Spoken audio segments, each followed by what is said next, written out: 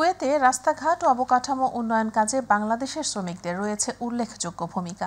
সাধারণত বাংলাদেশিরা দেশটিতে কোম্পানি ভিসায় যান কাজ করতে।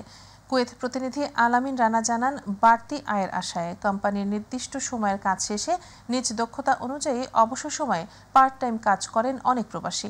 তাদের আয়ের অন্যতম একটি উৎস ছিল বাড়তি এই শ্রম বিক্রি। কিন্তু বর্তমানে দেশটিতে প্রবাসীদের বাড়তি কাজের সুযোগ কমেছে। অন্যদিকে অবৈধ অভিবাসীদের সংখ্যা কমিয়ে আনতে সাঁড়াশি অভিযান অব্যাহত রেখেছে দেশটি।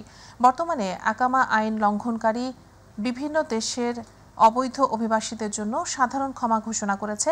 17 মার্চ থেকে 17 জুন 3 মাসের জন্য সময়সীমা নির্ধারণ করা হয়েছে।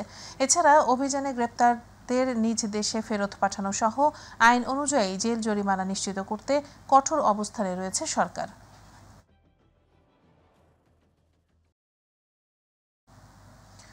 বিএনপির প্রতিষ্ঠাতা ও প্রয়াত রাষ্ট্রপতি জিয়াউর রহমানের 43তম শাহাদাত বার্ষিকী পালন করেছে মালয়েশিয়া বিএনপি। মালয়েশিয়া প্রতিনিধি আশরাফুল মামুন জানান, বৃহস্পতিবার রাজধানী কুয়ালালামপুরে বুকেত বিন্তানের রেস্টুরেন্ট পিঠাঘরে আলোচনা সভা ও দোয়া মাহফিল অনুষ্ঠিত হয়। মালয়েশিয়া বিএনপির সভাপতি ইঞ্জিনিয়ার বাদলুর রহমান খানের সভাপতিত্বে সাংগঠনিক সম্পাদক মির্জা সালাউদ্দিনের সঞ্চালনায় অনুষ্ঠানে আরও উপস্থিত ছিলেন বিএনপির কেন্দ্রীয় কার্যনির্বাহী কমিটির সদস্য মোহাম্মদ মোশাররফ হোসেন, মালয়েশিয়া বিএনপির সহ সভাপতি আব্দুল জলিল লিটন, সহ সাধারণ সম্পাদক কাজী সালাউদ্দিন সহ আরও অনেকে।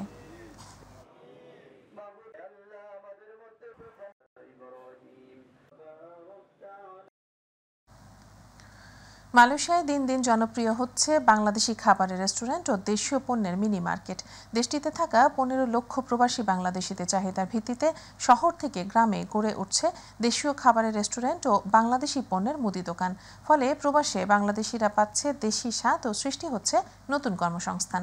মালয়েশিয়ার প্রতিনিধি আশরাফুল মামুনের রিপোর্ট, জানাচ্ছেন ইলিয়াস কমল।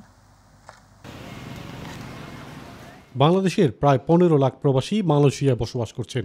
দেশটির সাথে ধর্মীয় সংস্কৃতি এক হলেও বাংলাদেশিদের খাদ্যাভ্যাসের সাথে রয়েছে বিস্তর ফারাক।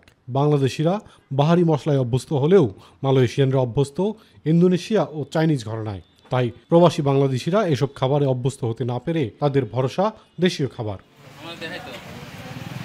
দেশটিতে বছরে লক্ষাধিক বাংলাদেশি পর্যটক আসেন। পর্যটক আর শ্রমিকরা দেশটিতে এসেই মালয় খাবার খেতে পারেন না। তাদের চাহিদার ভিত্তিতে এখন হাজার হাজার বাংলা রেস্তোরাঁ ও মিনি মার্কেট গড়ে উঠেছে। একই সঙ্গে গড়ে উঠছে লাখো বাংলাদেশি কর্মসংস্থান। এখানে মালয়েশিয়া বসে বিদেশে বসে দেশীয় পণ্যের স্বাদ পাওয়া যায়। যেমন বিভিন্ন ধরনের বাংলাদেশি পণ্য আমি পাইকারি এবং খুচরা বিক্রয় করে থাকি।